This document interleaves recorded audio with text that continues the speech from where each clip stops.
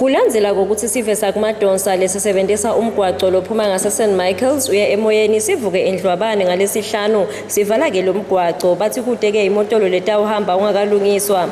Lo mgwaqo njengoba ke lo mgwaqo lona ubonakele ke umubi kakhulu edolobheni kaManzini. Ngemuva kokuba ke benteke lesenteko lo mgwaqo ke ube seke uyalungiswa noma nje usesengakacethelwa. Siboniso Madlazi sawubongele sive ukuthi sibambisane.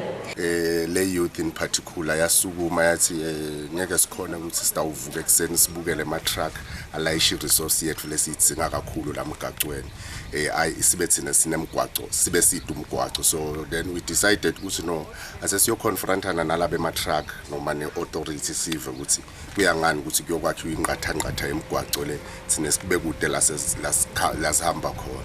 And then ke sisakhulumisana nabo le site labagubha khona operation yabo yema for the day bagcina bavumile ukuthi abavele bahambe bayokwenda ngale kulomgwaco lebesikhala ngawo kakhulu osuke stakes room uye emoyeni but basemela ugcina ebayanza. We only had ke ukuthi kunedivumelwana letikhona lesingadadi thina sicabanga ke ukuthi ezikuhambe emalanga okuhamba in stawuva ukuthi kusekwendakalana. Nanicabanga nelelo kwentela ukuthi bagcine vele sebalungisa ngalo lesihlanu ngiloko ukuthi nani nasese niyakhombisa lothi vele senithini. Oh yeah.